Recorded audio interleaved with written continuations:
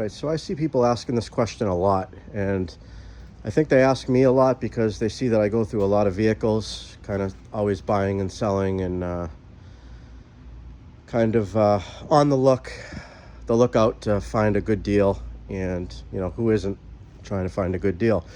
I know that there's a lot of people out there that don't really know a ton about vehicles. Maybe that's why you're watching the channel, to learn some things. Maybe you don't watch the channel at all for that, but it is part of my channel, so I figured I'd make a video.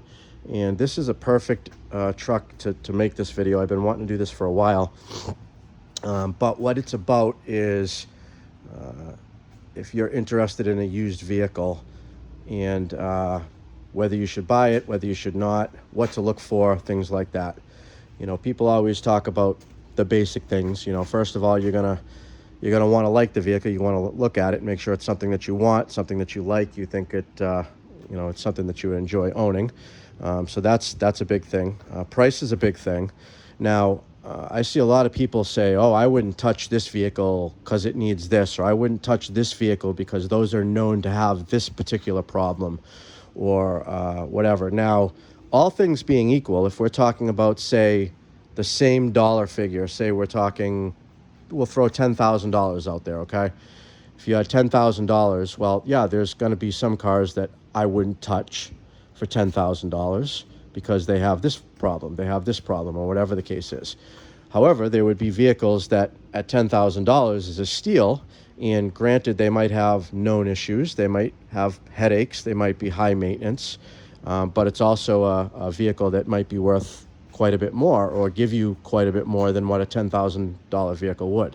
So there's kind of different price ranges. That's kind of a scale that the only answers there are for you to decide.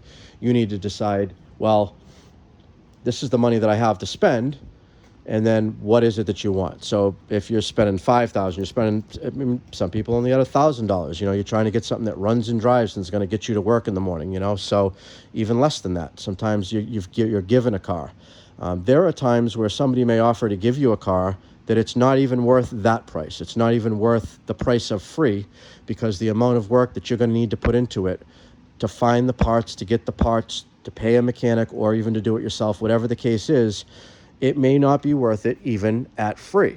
So I see people all the time being like, well, that's just a cheap vehicle and it runs and drives. Okay, well, if it needs $5,000 worth of repair / parts, and say you got it for free, but the car's only worth $3,000 after that repair is done, or you can buy one right now for $3,000, it's not worth the price of free. You'd actually have to pay me $2,000 and for me to take it. You see what I'm saying? So that's an extreme example that really doesn't exist too often. However, just keep these things in mind. So as I go throughout this video, yes, there are some things that, yeah, you shouldn't buy a vehicle that has this much rust on it. You shouldn't buy a vehicle that has been plowed before. If you had your option, you'd rather get one that hasn't plowed before, because it hasn't been used to plow, and it's not going to have the extra, rust and stuff that would be kicked up from salty roads as much. Yeah, you should buy a vehicle from the south that's going to have less rust as opposed to the north. However, if you live in Vermont, a vehicle from, say, Massachusetts, or even a state or two, Rhode Island or whatever, that's rusty by our standards, is actually pretty clean for up there. So again, you live in Florida or whatever, you got vehicles that barely have any rust, or say South Dakota, South Carolina, whatever. Some of these vehicles you're going to look at and be like, oh my God, that's horrible, because you're not used to seeing that. But the truth is, almost every car out there is going to have some rust. You might not even see it, but there's some rust somewhere. It's just a point of, where's the rust going? How much farther is the rust going to be before it's going to become an issue? Okay, so that's what you're always looking at. And I bring that up because when we're talking about used pickup trucks, anything that's 5 years or older, you're going to have some degree of rust pretty much. Yes, there are some examples of people that leave their vehicles, garaged, and they wash it off in the winter, or they don't drive it in the winter, or whatever. All of that, but I'm just talking majority of vehicles, you're going to find some rust, and there's some areas in a vehicle that are more prone to rust. So that's the first thing you look for. So one thing I want to start out with, one of the biggest things on a truck, you see these fender flares a lot. Now, these fender flares actually come on this truck when you buy it new. So somebody didn't put them on afterwards. But a lot of times you'll see a truck for sale that has fender flares on it that somebody added to it. I'll guarantee you, if you took those fender flares off, now you can't always do that. Sometimes they're really sticky taped, double-sided adhesive to the body, so you really can't get in there to look, and you can't really tell because sometimes the panels are double-sided, so you can't really get your hand in there. But usually right around in here above the tire on the lip where it turns is going to be rusty, rotted. More so in the back, you'll find, like, I don't know the shape of this truck yet. I've spent maybe 5 minutes looking at this truck, so I don't even know what we're in for yet, but I'll be willing to bet that because I know that this has plowed and there is, it's kind of rusty underneath, this is probably rotted out under here. A good way to tell is like I said, you can put your hand back there, you can feel the inner piece, and if the inner piece is solid and it's not flaky rust, there is a chance that this outer skin may not be rusty yet. But it's an area that, I actually just poked my finger through and I can hear that crunchiness. So I know there's going to be some rust and rot in there, but you know what? It's not a super big deal. It can be treated. You can spray it and slow it down, and you can get years out of these trucks. This particular truck is a 2000. We're talking 23 years. It's been a plow truck, I'm assuming, for its whole life, based on that it was a commercial vehicle. However, for what this truck is, it's actually fairly clean. Now, when I say clean, it doesn't mean it's perfect. There's going to be rot. There's going to be some weak areas up here in the frame that's prone to rust and rot. There is going to be, I'll guarantee you, these cab corners, they're still here right now, but they rot from the inside out. So, we can even see it. I don't have great light here. If I push out, there'll be one big hole right here. Okay, hopefully the light will get a good look on that. But this whole area, you can see it pushing in. I'm not going to push it because it's going to make it ugly as hell right now. I'm not going to deal with that until, if I do want to deal with it, if I even do that. Very common. This is one of the biggest common areas that rot starts, and then right under here, under this lip for the rocker panel. And it rots from the inside out. So just because it's here now and you see shiny paint doesn't necessarily mean that there's not rot there. You really need to knock on it, push on it, feel around, use some pressure, and see if you feel anything that feels crunchy or loose, bubbling paint, anything like that. That means that it's rotted. And again, just because it's rotted doesn't mean the end of the day. I would expect guaranteed that this truck, buying a used cheap plow truck, you're going to find some rot on it. If you've watched any of my other videos, this stuff is fixable if you wanted to. My dump truck that I have now, that's the same body style. I redid all the rockers and the cab corners, and I even replaced both of the fenders. Fairly inexpensive, easy to find parts. A little bit of cheap Harbor Freight welder, and a little bit of time, and you could fix them up and make them good. You could cover them up and hide them and spray them from the inside so the rust doesn't go any further, and just run it. If it's a work truck, especially a plow truck, you're turning over, big piles of snow sometimes. You're hitting things. They get banged up. Again, being a 20-something-year-old plow truck, this thing's actually in really, really good shape. I'm actually shocked.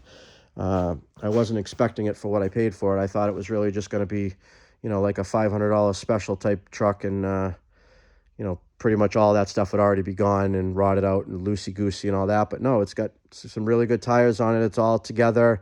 It looks like it's been well maintained and stuff. It's just kind of aged, and some of the rot's starting to get to it. So they wanted to move on before it became an issue, because what happens a lot as we get underneath this truck, we'll find out the brake lines, fuel lines, transmission lines, all of the thinner metal items underneath the truck they're gonna rot through, and they're gonna nickel and dime you to death.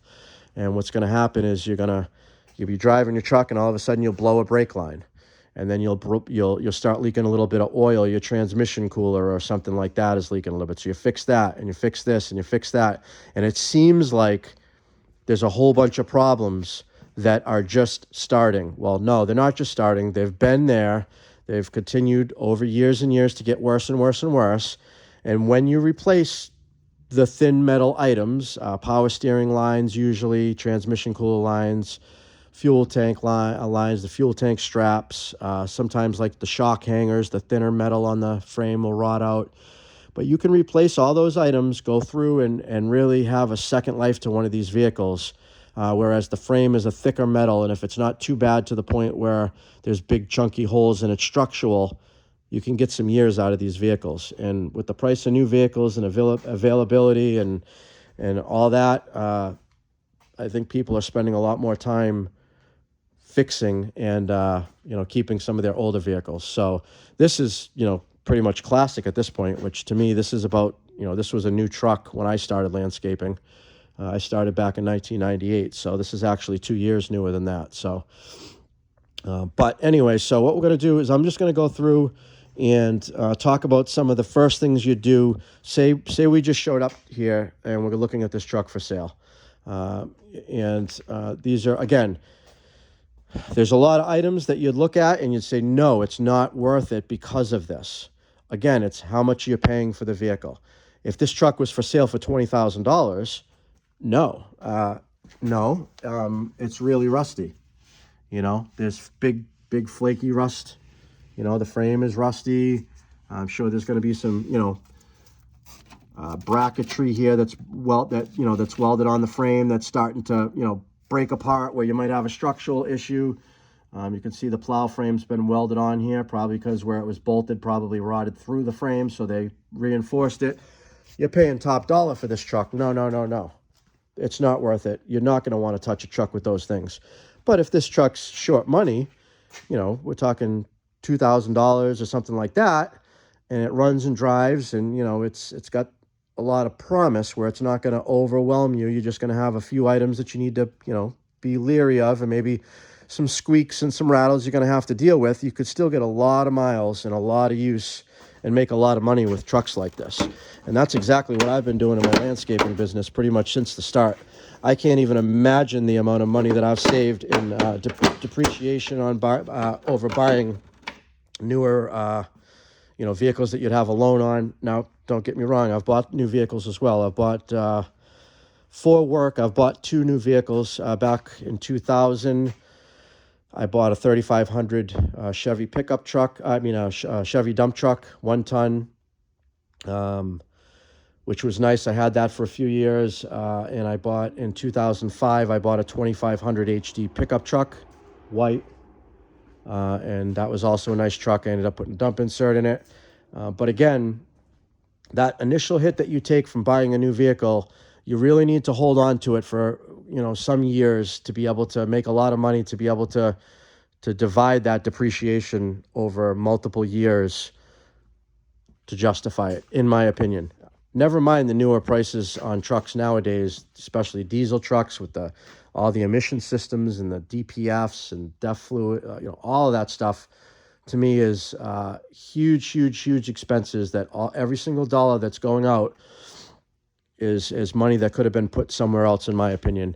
These trucks, especially if you slap a decent paint job and letter it up, are respectable enough that a customer is not going to say, I'm not going to use that landscaper, I'm not going to use that contractor or whatever, because his truck is, you don't want to show up with some jalopy with the muffler falling off, all rotted out, 3 different colors, no signs, you're not in uniforms, but you can still make this look respectable and decent. It's a work truck. It's going to have some dings and dents, but it's going to be the same color.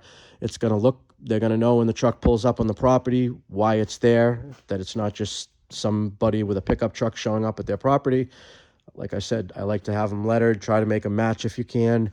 And for very little money, you can run your business with these trucks. That being said, it is good to have some mechanical knowledge. You're going to, either have a mechanic that you're hiring or have a regular mechanic that does a lot of your work and maybe gives you a discount because you're giving them volume, or you know it yourself, or you learn it yourself. But again, time is money. Every minute that I'm spending working on a vehicle, I could be out landscaping, making, maybe higher profit dollars, So that's all for you to decide. But if you have the interest in it, You want to keep a low risk in your business. You don't want to, drop $200,000 investment out in business and hope that it's going to, it's going to jump and fly and buy new vehicles and all that stuff, trying to play it safe. Well, let me tell you, brand new vehicles, you still have issues, some more than others. Even, some of these older vehicles are more reliable than those. And just because it has a warranty doesn't mean they're not going to show up at your house, give you a replacement, no hassle, no nothing. You don't have to be without your vehicle and change things. Every time something goes wrong with one of those trucks and you got to get it to the dealership, you're without it. You've got it set up with your equipment on it. Like, it is a headache. Even if you don't have to pay the bill, it's still a huge, actually more so than the price of the actual bill of repair. In business, to not have your vehicle, it's broken down because of some warranty item or whatever. Sometimes I'd rather just fix it myself just to be able to have the truck in a couple of hours as opposed to a day or two and having to bring it to the dealership. So just food for thought. Sorry for this ramble, but these are all important points, and it kind of goes along with the rest of this video and how it's going to be. So what I like to do is I try to start with some of the bigger items. Basically, I'm looking for, everything's a go. You show up, you look at the truck. I have already decided that I want this vehicle because I'm here. All I'm looking for is a stop sign. I'm looking at things that say no. Once I find one particular item that's sizable to the point where I say that's too much, it's a stop sign, boom, I walk away from it, I close my eyes, it's done. I already know that I don't want it. Okay, again, that scale of what is a stop sign and what isn't depends on how much you're paying for a truck. So in this particular example, this is not free. It's not a couple $100. It's short money, low thousands truck, well under $5,000, but over $1,000, and, with a plow. So we're looking at, if you were to buy this truck and you want to drive it and start working with it, what's going to need to be fixed? How often is it going to break down? How reliable is this vehicle going to be? Is it worth buying for that kind of price range? So that's what we're talking about today. So where I'm starting, I'm going to look at the motor. Obviously, the first thing you're going to do is start it up, which I've already done. What I'm actually going to do is, the battery's dead on this, so I'm going to cut the video. I've got a deep cycle battery, or not a deep cycle. I don't know. I got another battery that I believe I can adapt these leads to because it's a side post, but I think I can bolt them onto the top of my other battery. But let me get the other battery in just so we can start the truck, and I can give you examples of what to look for with it running and what a good motor sounds like and bad motor and all that stuff. So let me get that done. All right, changed out that battery. So we now have a nice strong battery to start with. This had a plug hanging out the front of the grill because this was used for a towing recovery truck. They use these just to be able to plug in a set of jumper cables. They're jump starting somebody. Just allows them to plug right into it and not have to open the hood and hook up jumper cables that way. But I'm not a recovery company. I'm a landscaper, so I don't need this hanging out, even though it's could be somewhat functional in the future. I don't have the other end to it, and I'm not going to buy the other end or use the other end often enough to make it worth having. So got myself some nice heavy-duty wires for some project in the future, so that'll go on the shelf. All right, so back to where we are. One thing I want to mention, because we're starting at the beginning, is an overall looking on the vehicle. You've decided that you want it because you're there to look at it. It's something that interests you, whether you need it, you want it, you like it, whatever the case may be. One thing I can tell you right now, before I even would have went to see this truck, I know that there's a certain amount of rust on it, even without seeing any of the rust. And what I mean by that is, obviously you can visibly see some rust on the frame here and there. But what I can tell, especially common on trucks in general, is there are cab mounts that keep the bed. Well, the bed is actually bolted right to the frame, and then the cab, because you drive in it, there's rubber mounts that it sits on before it sits on the frame. So it's actually separate from the bed, so it doesn't vibrate. The drivetrain and stuff keeps it nice and smooth inside the cab. Well, one of the common items is it's kind of thinner metal on the bottom of the cab where the mount hits the cab. And what happens is that starts to rust and rot out there. And what happens is the cab will actually push down a little bit. Very, very common, a lot of old trucks. And it'll actually have a sag in the cab. And how you can tell that is by this body line. Right now, if you look down the line, it's pretty much even in height. You know, it's not perfect. It will flex a little bit. You know, if it's within a half an inch or whatever, that doesn't mean anything. But if you've got like an inch difference in height, like if this was, well, actually this would be lower. Like if this was down here, you'd know that this particular bottom corner cab mount is bad.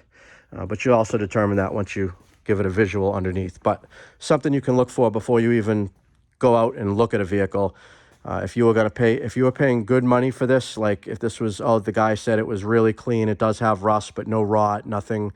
It does have rot, and I'll show you why.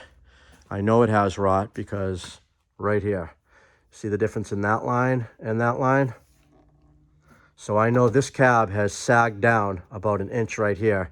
So this cab corner right here, or not the cab corner, the cab mount is rotted out. It's not a super big deal. It's fixable. You can jack it back up, replace it, weld in a new plate. There's even repair kits, all kinds of different stuff you can do. Some people even just jack it up a little bit and stick a 2x4 in the frame right there and put it back down just to line it back up, temporarily.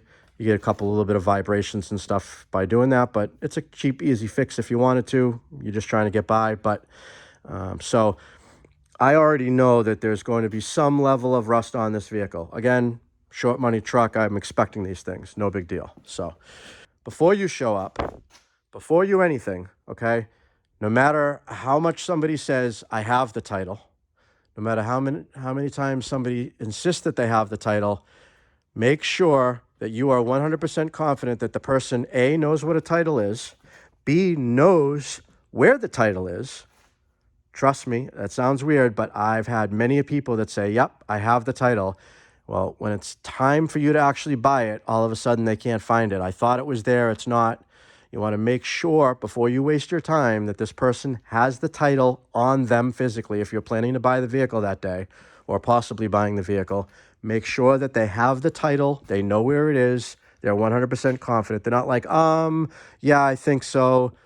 Yeah, I think so means I don't know where it is. That's what that is. That means, yeah, somewhere. No, don't. Make sure they are 100% confident. I have the title. I know where it is. And just as important as that, literally, you could not have a title or is the same as having the title filled in improperly, okay? If anything's written on the back of the title, in the seller information or buyer information, anything there, a lot of times you'll find just a signature from the seller. Sometimes people are selling their vehicle for somebody else or they bought it, never registered it. You're supposed to register every vehicle that you buy, pay the sales tax on it, and retitle it to be able to sell it. But it is very common that people don't do that. Not suggesting you don't do that, but I'm not going to say I haven't done that. And you'd have what's called an open title, what people will just sign just as the seller, and then basically they'd fill your information in when you buy it. And technically on paper, you're buying it from the previous owner, not the person that's actually there making the sale. So chances there, use your own discretion, whether you trust this person, whatever. I'm not sure what the legality is, all that. You do you. I'm just saying that you're supposed to have a title with the person that you're giving the money to. Their name should be on the title. They should be the one selling it. And there should be no other information on the back of the title. If it's already filled in and they say they think they're just going to cross the information out or write it down lower on the title, that doesn't fly. You cannot do that. It needs to be clean, not written out, not even dated. If you have it dated and it was dated a couple years ago, the registry can even charge you like an off-road tax that because it's been sitting, you're supposed to have a vehicle registered that you've had sitting for, I think it's over 6 months, and they'll charge you money for that. So these are all things just to be careful of. Make sure that the title is clean. There's nothing written on the back, no information, no date, no nothing. They're the person that's going to be selling it. If they're going to sign the title, they have to be the one that owns it, that's on the front of the title, or technically they didn't sell you it. You're going to give that person money. They can walk away and say, who are you? I don't know who you are. So keep that in mind. Also on the title, on the front of the title, you want to make sure there's a place that says liens. Let me see if I can, I'm sure I got quite a few titles in my, yeah, this is for an old trailer that I had. This would be a title, okay? Right here where it says date of lien, release of lien, lien holder, all that, okay? So this particular vehicle or whatever it is doesn't have a lien because there's nothing written in here, okay? If there is a lien holder written in anywhere here, it needs to be signed, and there has to be a actual release of the lien. If there's a lien here, it doesn't matter that the title could be empty on the back. That doesn't matter. If there's a lien here and there's no release of lien here, the second part of it, the person still owes money. You cannot register that vehicle with that title. You're wasting your time. So if there is a lien, which if there is, that's okay, but make sure that there's a proper release of the lien and it's been paid off, okay? A lot of times I've seen that. You'd be surprised. You think it's goes without saying, and anybody selling a vehicle would know this. Well, a lot of people don't, and they don't realize it. They don't think of it. I myself have thought I knew where the title was, and then when the person shows up that might buy it, it wasn't there, and then I end up, wasting somebody's time. So those are things that you want to make sure before you make your trip to go look at your vehicle. Make sure that you're not wasting your time. If you're not going to buy it that day, no big deal. You may still want to look at it, whatever, that's fine. But if you think there's a chance you might buy it, you got the money in your hand, and you're going to go pick the vehicle up, just make sure these things before you show up, okay? So what I'm going to do, one of the first things I do, say, like I said, we just showed up to the vehicle. I'm going to give it a good walk around, make sure, again, I'm looking for stop signs. I'm walking around to make sure that the side isn't caved in. Something's hanging down. Again, the level of expectation depends on what you're paying, but I'm looking for something out of the ordinary, a stop sign. I'm not looking for goods. I'm not like, oh, that's good. It has that. I mean, it is nice to have good things, but I'm looking for bad. I'm here to buy this. I'm here because I think I'm buying this vehicle. I'm looking for something that says, no, don't buy it. That's the only way I'm not buying it. Okay. So I've showed up, I've got my money in my pocket. I'm planning to leave. So I'm looking over and just protecting my own ass to make sure that there's something that's that big of a deal that I didn't realize. If I'm paying really low money and like scrap value for a vehicle or whatever, I may not even care. I may not even look at those things. I may be like, well, I'll just take it, throw it on the trailer, bring it home, whatever. I might have made out really, really, really good. I might have made out not so good, but I already know that it was worth what I paid for it. In that case, I don't take my time and go through all this stuff. But if I'm trying to make sure that I'm getting my value for what I'm paying, I'm going to look at a lot of these things. So again, depending on what I'm buying, how much I'm paying, depends on the level that I'm going to do this and my level of expectation. So I usually do a quick look at the interior. Interior tells you so much about a vehicle. If the interior is full of stuff, you just a quick look around, you're going to know. Did the person clean the vehicle a little bit to even care to sell it? Are they fed up with it? They don't want to deal with it. If the inside's not clean and they didn't take the time to at least do that, you guarantee you there's going to be things that weren't maintained on the vehicle. Again, you might buy a vehicle that's not been maintained. That doesn't mean you shouldn't buy it. It's definitely, though, changes the level of expectations on that vehicle. So in this case, this is actually pretty respectable. This is probably the cleanest seat I've seen in one of these, in a used one. You can see, a little rust down here, so we know that the floorboard's going to have some rust in it. Typical little plastic things broken off, no big deal.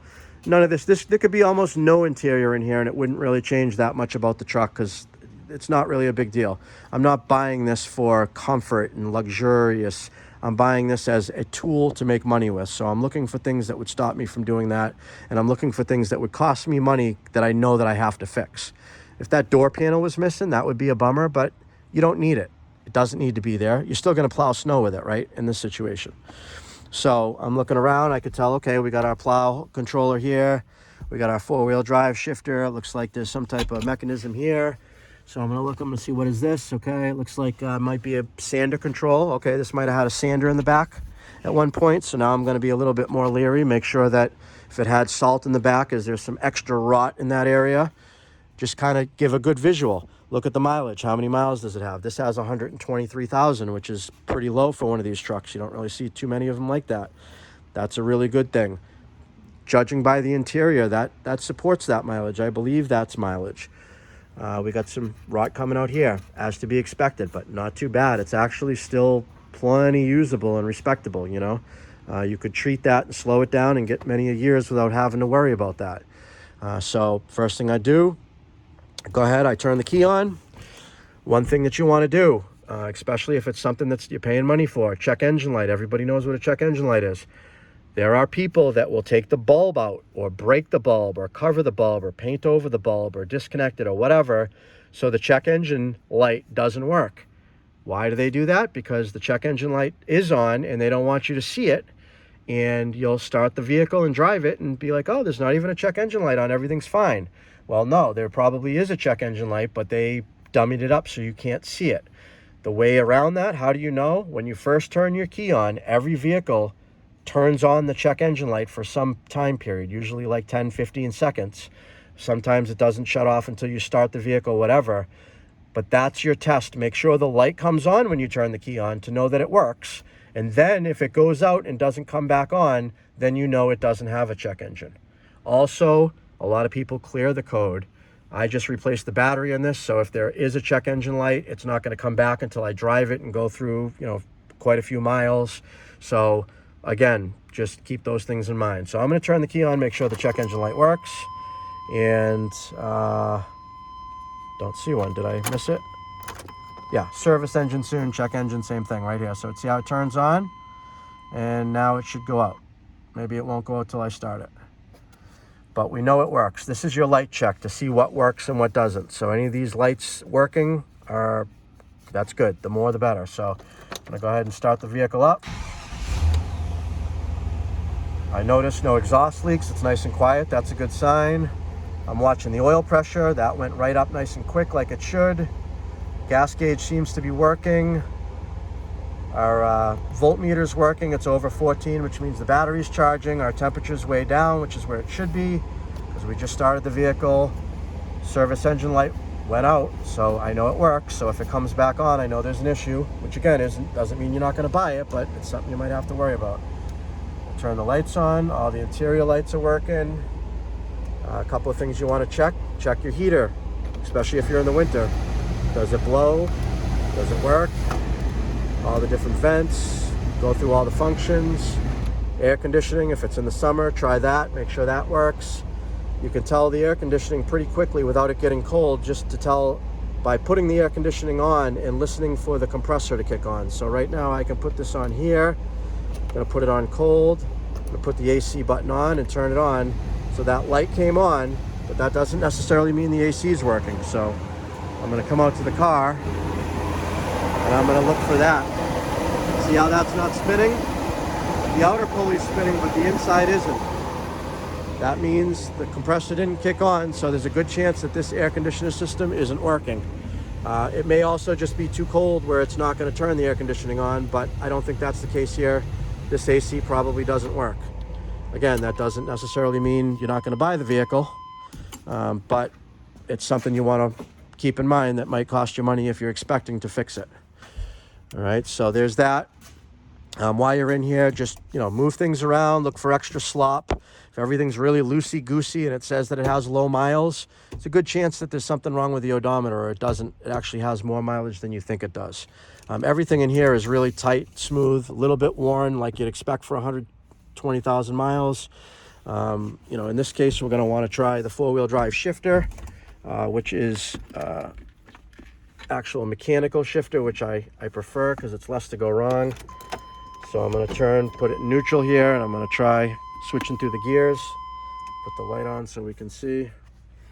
I'm going to go down to four high. It clicks. I don't know if you saw that, but the light went on, so we know that seems to be working. And then I might have to start it and get the motor turning a little bit to try, but that's good that even the 4 high is working. There's a good chance that the four-wheel drive is going to be good. We can check that out more when we're on the test drive. So there's that. Now, I'm not going to go through every little teeny thing you look for in a vehicle. That's up to you. Walk around, look for things that seem broken. Everything that you see is broken is something that you're either going to fix or have to deal with. So, door sills, all this type of stuff. Again, this particular case, a work truck that's, you're going to get a few years out of or maybe fix up. These are the things that I'm looking for. I'm not worried about a little bit of a door seal or a little this or a little scratch or a little dent. Any of those things I'm going to kind of expect. It's not a big deal, okay?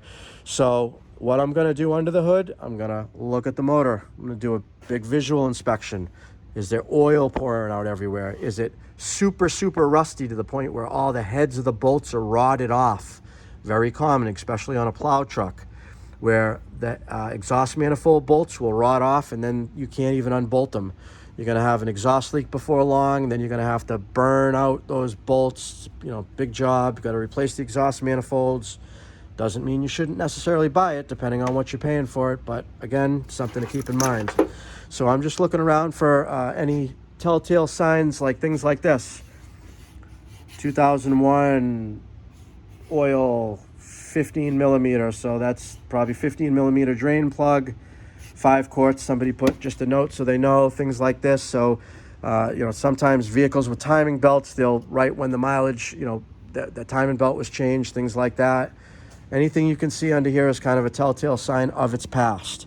Okay, so I'm looking, I don't see a bunch of wires butchered. I don't see intake manifolds and air filters disconnected. I don't see hackery and all kinds. I see some plow wires added in and neatly done, zip tied. Everything looks respectable where it's supposed to be. It's not all hacked up. This is, again, I don't see a stop sign here. Pretty much everything looks what you'd expect. Looking at the belt, there's a lot of cracks in the belt. The belt needs to be replaced. Not a super big deal, but something you're going to want to do. It could leave you stranded. If that breaks, then you lose all your alternator and cooling system and all that stuff. So we're just kind of looking around for any type of neglect or wires or anything that looks like somebody's hokey poked in here and things that could give you problems. All I see is fairly nice, neat wiring for the plow setup, and pretty much an all original GM motor here, nothing crazy. So took the air filter off, taking a look at that. This can tell you a couple of things. If you see like a lot of debris in here, it means that it's been neglected. Also, if you get like mouse stuffing and acorns and stuff like that, you could have some critters in there that you could have some electrical issues, chewing at wires. They might have indicated that the vehicle sat for a good long time. You could have issues that you'll never figure out. Trust me, that could be a big pain in the neck, but this is a nice clean air box. It's a fairly clean air filter, so it's not beyond its maintenance, so we're in good shape there. I don't like aftermarket air filters. I like the original air filters. If you got like a K&N or one of those performance air filters, it's not the end of the world. In some cases they can be decent, but I prefer to see a nice stock original air filter like this. I like vehicles to be not messed with. Yeah, everything looks good under there. The air box is all intact. Air cleaner system is very important. You want to make sure that it's been breathing fresh air, because that's what wears a motor out, is sucking in dirty air. And just based on the oil being fairly clean, I knew that the air cleaner system was going to be in fairly good shape, or I expected it anyway. So again, I'm looking for something that says stop. You're looking for a big issue. You're looking for a huge leak. You're looking for excess rot and rust that it's just going to be a nightmare to work on the vehicle when something breaks. So far so good. I'm not seeing anything but a little bit of low fluids, top off maintenance items, no big deal. We got a belt we need to replace. Other than that, we're looking pretty good here. So these are the type of things that are going through my mind and what I'm looking for when I go to look at a vehicle to buy. So another thing you want to do, look at your radiator, okay? Make sure that the radiator's not on its way out. The radiator's in the back, and then you've got the condenser for the air conditioning in the front. You've also got a cooler in there for your power steering and transmission right there. Those are all things that can cost you a couple $100 to change. Again, depending on how much you're paying for the vehicle, you might want to deal with that. I'm looking at the radiator in here. Looks nice and clean. I don't see a bunch of cores broken. Got original hose clamps on here. See these spring type hose clamps? See how it says GM on the belt? On the hose. That indicates to me that these are probably the original hoses from when this vehicle was new, which means it's probably not had any service in the cooling system. Maybe it might have had some cleans or flushes, but it probably has the original water pump. Might even be starting to leak a little bit slowly. That's why that's a little bit low. But usually when you replace your water pump, you're going to replace your hoses, and you'd end up with some different clamps, and usually aftermarket hoses, Dayton or Goodyear or whatever as a brand. Usually most people don't end up with GM OEM hoses. Not saying that that can't happen, but it's usually not the case. So what this is telling to me is that this is a fairly all original, fairly well maintained vehicle so far. Doesn't mean there's not going to have problems in the future. The alternator could go out at any given time. The alternator could go out at any given time. The water pump, things like that could happen, but I don't see neglect. I don't see anything out of the ordinary that looks like it needs to be replaced immediately. That would give me a problem. So I'm looking for those type of things. Again, stop signs that are going to be big issues. All right, so what we're going to do here is we're going to check the fluids. We're going to check our oil. We're going to check our transmission fluid, and we're going to check our coolant, okay? What we're looking for is we want to see fluid that's fairly clean. Doesn't look like there's a lot of dirty brown in it. We're looking for fairly full fluid levels to indicate that it doesn't use a lot of oil or use a lot of transmission fluid or leak it. And we're looking for to make sure that none of the fluids are mixing with each other. You're not getting coolant in the oil or oil in the coolant or whatever the case is. So in this case, we've got oil that we just pull the dipstick when the vehicle's not running. We're going to check that. We're going to start the vehicle in park to check the transmission fluid. Most vehicles, you have to have it running to check that. And then we're going to check the coolant. So I'm going to do the coolant first because we don't want to start the vehicle and have it heat up much and then take the radiator cap off, because once it's hot, there's pressure built up and then it could overflow or burn you. So please be careful in that. But what I'm going to do, I usually do a kind of a hose test. I squeeze the hose. If it doesn't feel like it's really hard and full of pressure or hot, like to the touch, it's cool to the touch, and I can squeeze the hose, then I know there's no pressure in the cooling system, so it's safe to remove the cap. So I'm going to go ahead and open this up a little bit. And what we're looking for is clean, full fluid in all of these situations. Let me grab a light so we can see in here. All right, so we can see it down there. We're a little bit low, but you can see the orangey color. That's not a rust. There's coolant that has different colors. That's just like an orange colored coolant.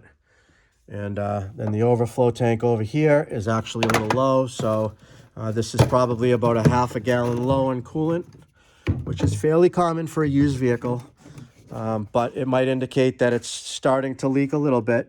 Maybe the water pump could be on its way out, something like that. But preferably you would like this to be completely full. You don't want it to be empty. You don't want it to be full of like creamy oil looking stuff or anything like that. Just make sure it's nice and clean. This is clean, a little bit low. Noted. I want to keep an eye, just make sure that it might be losing a little bit. As far as the oil, we're going to check that next. What we don't want to see is perfectly clean oil that looks like it just came out of the bottle, because chances are somebody just changed the oil just to sell the vehicle to hide that it leaks or that it might have a head gasket problem. Best case scenario is oil that maybe is a little bit down, which means it's driven a little while. It might have used a little bit. All vehicles use a little bit of oil. And you want it to be clean. You want it to be fairly full and clean. And that's best case scenarios. All right, this is going to be kind of a quick road test portion. This can tell you a lot of a vehicle. It's going to tell you if you like driving the vehicle. I mean, in this situation, it doesn't matter. This is a tool, but maybe you're looking at a car that you like. You want to drive it to make sure you enjoy it. You want to make sure that your experience is going to be good owning it. I'm driving this. I'm looking for the transmission to shift properly. I'm looking to see if the brakes are working operational. I'm looking to see if it feels the suspension is all really, really loosey-goosey and the steering is really loose. I'm looking for big things like that to stand out. Or does it overall have a really tight feel to it?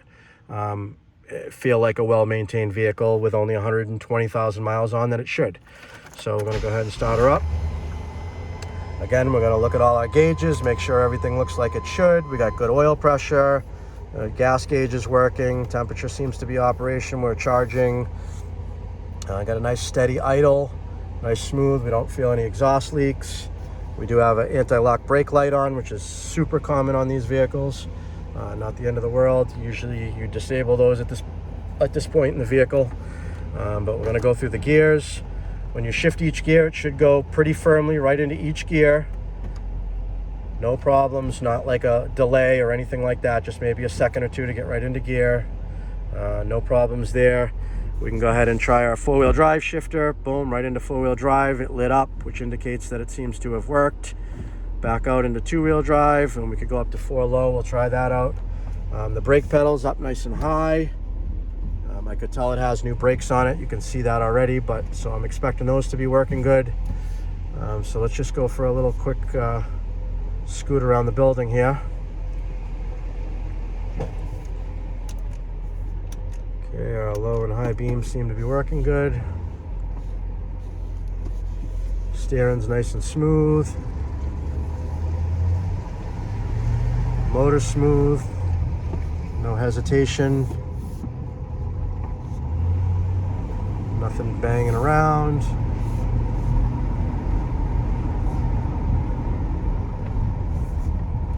Going over these bumps, nothing banging. Everything's a go so far. Everything looks as expected at this point.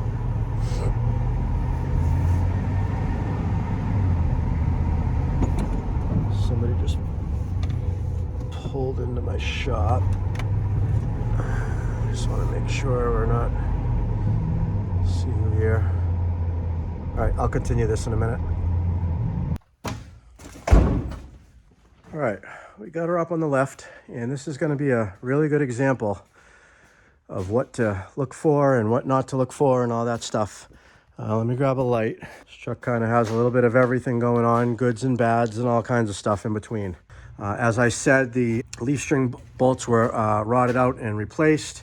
Crunchy rust, you're going to see that throughout the whole vehicle, and you'll see some holes in the front, which is very common on these as well. The bottom perches on the axle are kind of weak. You can see where they've rotten through in some areas. They still have a good amount of metal structurally. I would definitely put those on within the next year. We should replace them. Also, I noticed the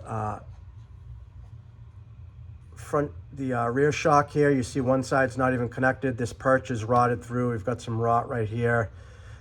This is ready to disconnect the shock before too long. What'll happen is it'll just wear that other side, bend it back and forth and disconnect.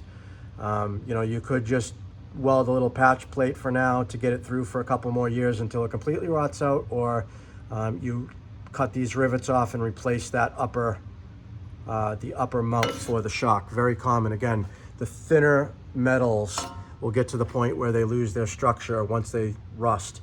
The frame, though, however, should still have some substantiality to it to make it worth it. Some of these cross members are a little rotted through on the bed. That's common. That's going to happen. There's some rot here and there, but there's still a lot of solid metal still holding things together. So that's pretty much what I'm looking for. It also tells me a story under here on the person and how they cared about the vehicle and repaired it. Now, these are some of the biggest things that will cost you a lot of money and nickel and dime you to death is brake lines, fuel lines, the fuel sending unit with the tank, okay? In this particular situation, it's all been done. So they kind of went through this already and had the headache before they sold it. As you can see here, new rear brake line, newer rear brake line here. So the rear brake lines have already rotted out. It's got a new rear brake hose. It's also got what looks like a copper or some type of other good metal brake line right here that's been ran along the frame all the way. So that's been replaced with something that won't rot out in the future. So all of this stuff has already happened in this vehicle and been replaced. You can see the line here where it's been replaced. You can also look up and see these fuel lines, okay? fuel lines right here. That's a recent tag. They've been replaced. Okay, they've already been done. So I know that's a good thing. I'm not gonna have to worry about that. These will rot out. I can also see remnants of the old brake line right here that's rotted off. They usually just kind of leave it in the frame. That's all disconnected because they ran a new one right alongside it. A lot of people don't take them out. We've got a fairly decent shape fuel filter, and the fuel lines, as you can see, they've been replaced not too long ago. This would be a good time to spray them down with some fluid film to prevent them from rotting out again. Okay, another common area is the fuel filler where it goes into the tank, rots out. You can already see this one starting to rot again, but it's been replaced. This hose is new, the clamp is new, and this has been replaced, this filler neck. That's one thing that rots out. It's already starting to rot out again, but that's been replaced. You can see there's a little broken clamp there, little things. Okay, so what I'm looking at is the spring perches. They're rusty, but there's still a lot of metal there. We've got some strength left there, so we're good there. We're good here. Rusty, but there's still a good substantial amount of metal. This is to the point, like I said, you can scrape this rust off, this flaky rust, really easily, and spray it with some fluid film, and that will prevent it from rusting or slow it down quite a bit, to the point where you can get quite a few more years out of this before it gets too bad. You neglect it the way it is now, you're talking a couple of years and this stuff's going to be rotted right through and to the point where things are breaking. But everything is all about the same level of about ready to prevent it from rotting anymore. A little rusty, that shock perch needs repaired, but we're at the point where we can catch this right now and get some good usable life out of this truck. And there are a lot of trucks out there like this that people have just dumped a bunch of money in, put a bunch of parts, and just got to the point where they got sick of it and said, you know what? I don't want to put any more money in it. It's getting too rusty. It's not worth it anymore. Well, it's not worth it anymore for them. They remember the vehicle being brand new and no rust, or at least have had it long enough where they've seen it in a better condition. But it might be worth it for you at a very large discount to be able to fix a few things and maybe deal with a couple issues, and you can end up with a good, reliable, older truck that will make you some money. And that's what I keep doing over and over and over again. Transfer case, nice and dry. Transmission, nice and dry. Motor looks like we're leaking a little bit of oil, which explains why it's a little bit down. It appears to be just the oil filter housing right there where the oil cooler connects. There's a O-ring in there that leaks sometimes, fairly common. Also those lines where they connect right here, you see those metal lines right there, those are oil cooler lines. Those are common to rust and rot out. They've been replaced already. You can see, fairly new looking. Okay, you can see, you can tell. So that's all good stuff. Right here, you can tell the caliper's been replaced fairly recently. They probably got too rusty and locked up on them. Okay, so we're looking fairly good there. We've got some recent brakes. Same thing over here. New caliper, new brake hose. We got new upper control arms. We got upper ball joints been replaced. All of these things. Okay, so we got a lot of rust under here, a lot of flaky rust, but we're still somewhat supported. Everything is supported. There's nothing that's ready to break. We can slow it down and get some usable life out of this truck. It's not a waste case yet. Now this is where we're going to find some holes. We're going to find some issues, and there's a lot of people that will weld and repair. One of the big things usually is the steering box where it connects to the frame will rot out around it, which is the case on this, and somebody has replaced it. They've put in a strengthening piece of metal and they've welded to good metal that was there and just kind of let the rest rot out around it.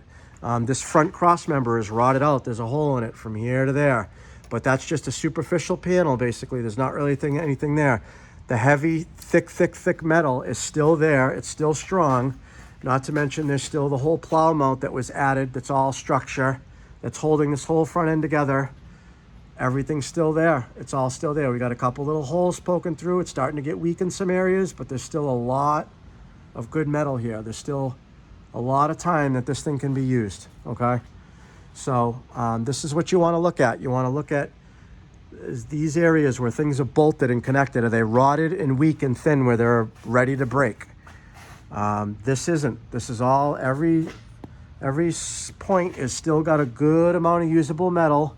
Like I said, they're ready to get a lot of this flaky rust off and spray it down to preserve it. Let it, and it'll last a lot longer, and it'll slow that rusting process down so it won't continue. All right, so this is at that point. Perfect point. And this is the trucks that I get. And, in the process of cleaning that up, spraying it all down and putting the oil on it and everything, it actually rejuvenates the frame. I mean, it's amazing how it looks afterwards. You'd never even know it was rotted to begin with, besides a couple of the holes. And again, if you really wanted to get picky, you could get in here and you could weld in a couple of patch panels and tighten it up. But all this is basically just a bolt mount for the skid plate that used to be under here. It's nothing that big of a deal. And you will see there's the end of the frame. See, it's gone. It's like right there, that little tail section, it's rotted right out underneath the steering box.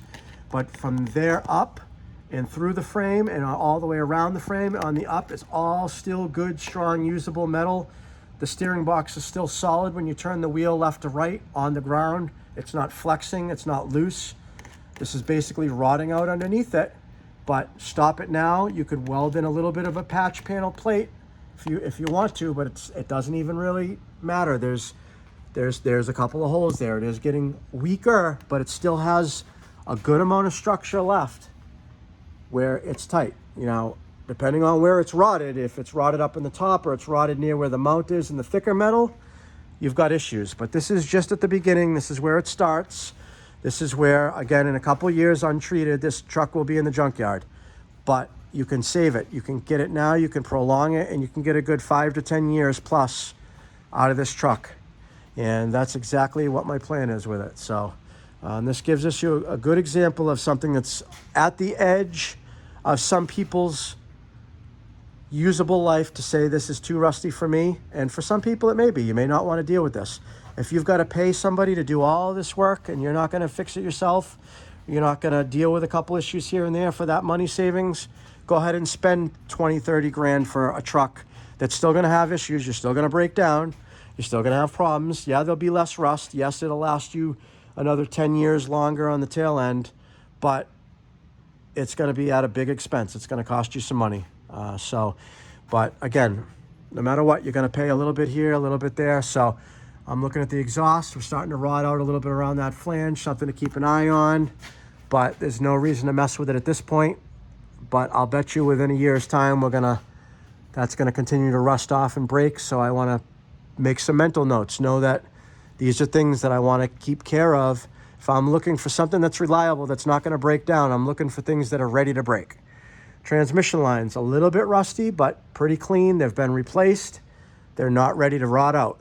What we don't want is a line looking like that one. See how it's broken right there and really flaky rust? That right there. There's a lot of trucks out there that have lines, fuel lines, transmission lines that look like that aren't leaking yet. So everything works. If you didn't get under here and look, you'd think everything's fine. But you hit one big bump or go down the road, whack it, a little bit of rust falls off and you got a leak. You're not just gonna patch that. You gotta replace that whole line all the way, start to finish.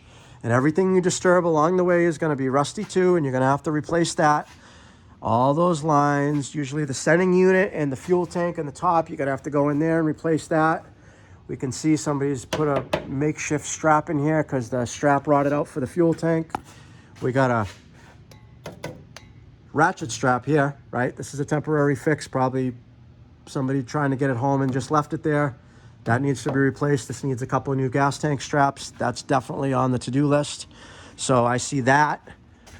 Very important. I see that shock mount. Okay, those are two things that can leave you very annoyed or stranded on the side of the road. Those are things that are going to need some attention.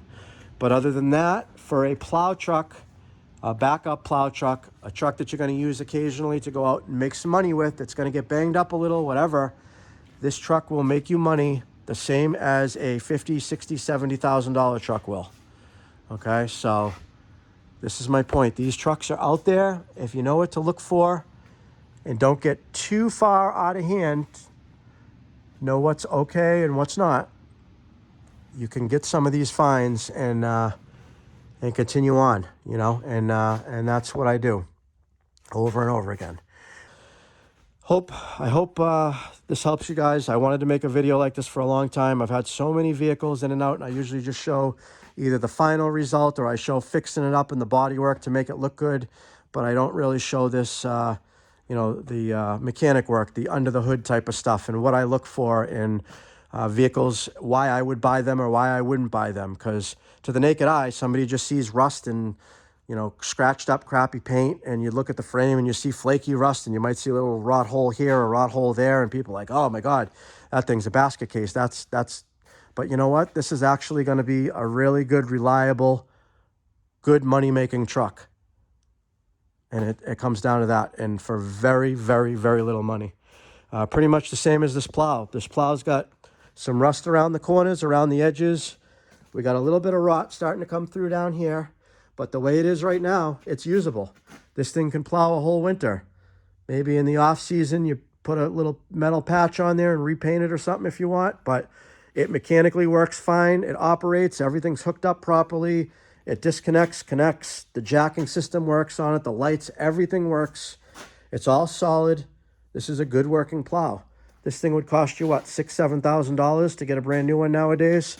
Well, this truck and this plow I got for a fraction, less than half, less than basically a quarter of that, of just the price of a plow that you're going to put on your $60,000 truck. So, again, you want to do you and spend that kind of money? Have at it. I'm not saying there's not a place for that. You need a huge tax write-off. You've got so much revenue that you need those big tax write-offs, and you can write off and all your depreciation on your new vehicles and be in and out of the dealership and deal with their problems, especially with the times that we're dealing with now and the availability of trucks. No, I'll stick with this. This is what I do and why I do it. And if you know what to look for, you can get along pretty good and not get burnt. So, all right, I'm done with my rambling. Hopefully, like I said, you learned something. I'll end this video. And any questions, or if you're looking for any advice, or you want to email me, you're looking at a particular vehicle and you're worried about a particular issue, shoot me a picture. Let me see what you're dealing with. I'll let you know if it's something that I would take the plunge for or not. Again, even a free vehicle might not be worth it. Keep in mind, somebody could give you a vehicle and that could be a ripoff. Imagine that. So, again, use your brains, know what to look for, learn, use your resources, and you'll be all right. All right, guys. Thanks for watching.